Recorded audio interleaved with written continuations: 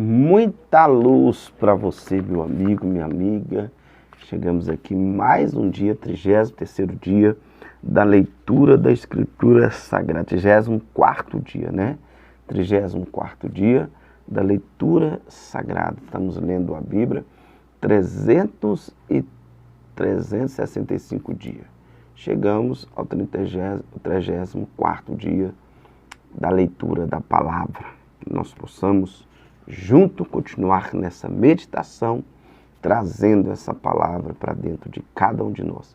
Que essa palavra possa trazer crescimento, mudança e transformação espiritual sobre a sua vida, em nome de Jesus. Hoje nós vamos ler Lucas 24, do 1 ao 12, Gênesis 43 e Salmo de número 34. Bem, vamos lá junto, meditar? No primeiro dia da semana, de manhã bem cedo, as mulheres levaram ao sepulcro as especiarias aromáticas que haviam preparado e encontraram removendo de pedra o sepulcro.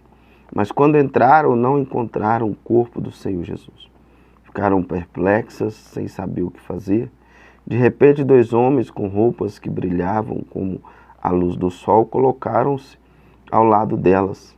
Amedrontadas, as mulheres baixaram o rosto para o chão e os homens lhe disseram: por que vocês estão procurando entre os mortos aquele que vive? E ela: não está aqui, ressuscitou. Lembre-se do que lhe disse quando ainda estava com vocês na Galiléia. É necessário que o Filho do Homem seja entregue nas mãos de homens, pecadores, seja crucificado e ressuscite no 3º dia.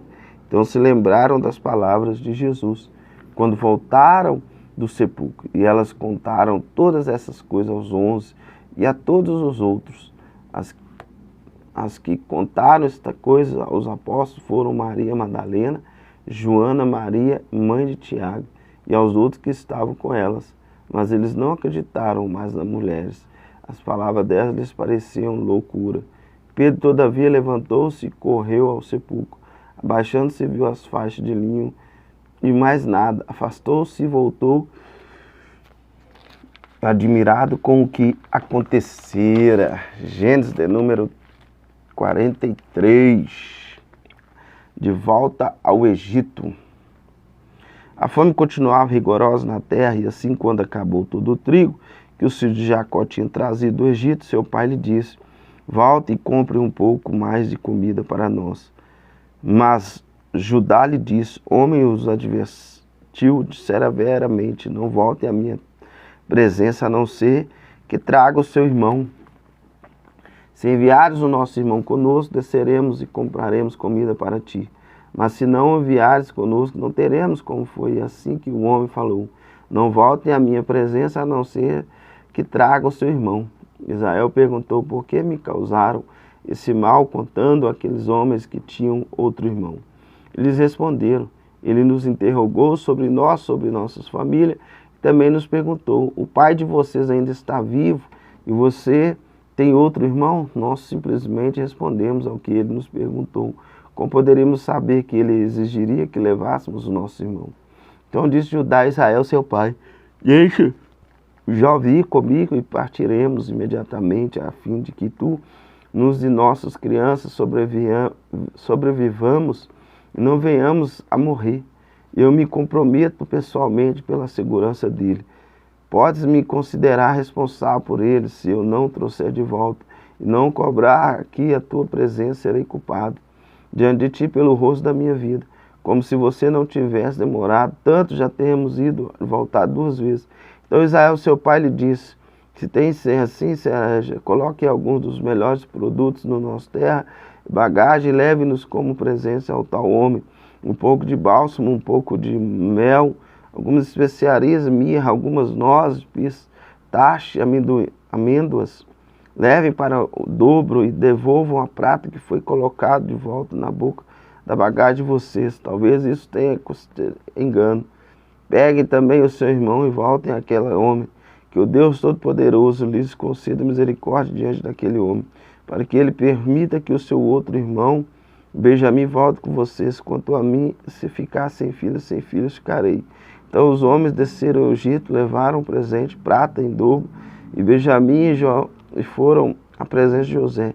Quando José viu Benjamim com eles, disse ao administrador da sua casa: leve esses homens à minha casa, mate um animal e prepare-o. Eles almoçarão comigo ao meio-dia. Eles lhe foram ordenados e levou-os à casa de José. Ficaram comidos. Quando foram levados à casa de José, pensaram: trouxeram-nos aqui por causa da prata que foi devolvida às nossas bagagens na primeira vez. Ele quer atacar-nos, subjugar-nos, tornar-nos escravos, tornar-nos nossos jumentos. Pois dirigiram-se ao administrador da casa de José e disseram à entrada da casa: ouça, Senhor, a primeira vez que viemos aqui foi fielmente para comprar comida, mas no lugar em que paramos para pernoitar, abrimos nossas bagagens. Cada um de nós encontrou a prata que tinha trazido, a quantia exata, por isso trouxemos de volta conosco, além de mais prata para comprar comida. Não sabemos quem pôs a prata em nossa bagagem. Fique tranquilo, disse o administrador, não tenha medo. O seu Deus, o Deus de seu pai, foi quem que lhes deu um tesouro em sua bagagem, porque a prata de vocês eu recebi. Então soltou Simeão e levou a presença deles. Então seguido levou a casa, e José deu-lhes água para lavarem os pés e forragem para os seus jumentos. Eles então prepararam o presente para a chegada de José ao meio-dia, porque ficaram sabendo que iriam almoçar ali. Quando José chegou, eles o presentearam com o que tinha trazido e curvaram-se diante dele e o chão. Ele então lhes perguntou como passaram o dia sem de seguida. Como vai, pai de vocês, homem idoso? De quem falaram? Ele está vivo? E eles responderam: teu servo, nosso pai, ainda vive. Faça bem. E curvaram para prestar-lhe honra. Olhando ao redor e vendo seu irmão Benjamim, filho de sua mãe, José perguntou: esse é o irmão caçula quem lhe falaram? E acrescentou: Deus lhe que seja graça, meu filho. Profundamente emocionado por causa de seu irmão, José apressou-se em sair e procura de um lugar para chorar. Entrando em seu quarto, chorou. Depois de lavar o rosto, saiu e, controlando-se, disse: sirvam a comida. E serviram a eles, separados dos seus irmãos e também dos egípcios que comiam com ele, porque os egípcios não podiam comer com os hebreus, pois isso era sacrilégio para eles. Seus irmãos foram colocados à mesa perante ele por ordem de idade, do mais velho ao mais moço, e olhavam perplexos uns para os outros. Então eles serviram da comida da mesa de José, e a porção de Benjamim era 5 vezes maior que a dos outros. E eles festejavam e beberam à vontade. Salmo 34. Bendirei o Senhor o tempo todo, meus lábios louvarão, minha alma se glorifica do Senhor. Ouça os oprimidos, se alegrem, proclamem grandeza do Senhor comigo, juntos ao tesouro do seu nome. Buscai o nome dele, e ele me respondeu. Livra-nos de todos os meus temores. Os que olham para ele estão adiante de alegria. Seus rostos jamais mostrarão decepção. Esse pobre homem clamou, e o Senhor o ouviu, e o libertou de todas as suas tribulações. O anjo do Senhor é sentinela ao redor daqueles que o temem e os livra. Provém e vejam como o Senhor é bom, como feliz o homem que nele se refugia. Temam o Senhor, vocês que são dos santos, pois nada falta aos que temem.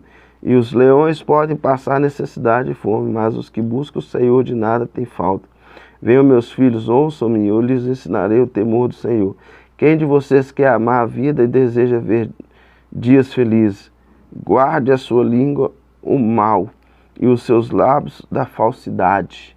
Afaste do mal e faça o bem. Busque a paz com perseverança. Os olhos do Senhor voltam-se para o justo, e os seus ouvidos estão atentos ao seu grito de socorro. O rosto do Senhor volta-se contra os que praticam o mal, para apagar a terra a memória deles. O justo clama ao Senhor e ouve os livra de todas as suas tribulações. O Senhor está perto dos que têm o coração quebrantado, salva-os de espírito abatido. O justo passa por muitas adversidades, mas o Senhor livra de todas. Protege todos os seus ossos, nenhum deles serão quebrados. E desgraça matará os ímpios, e os que odeiam a justiça serão condenados. O Senhor redime a vida dos seus servos, e ninguém que nele se refugia será condenado. Que Deus nos abençoe, fortaleça e nos encha da sua presença, em nome de Jesus. Amém? Glória a Deus. Mais um dia e amanhã estaremos de volta. Fica firme, fica crente, porque a vitória é sua, em nome de Jesus.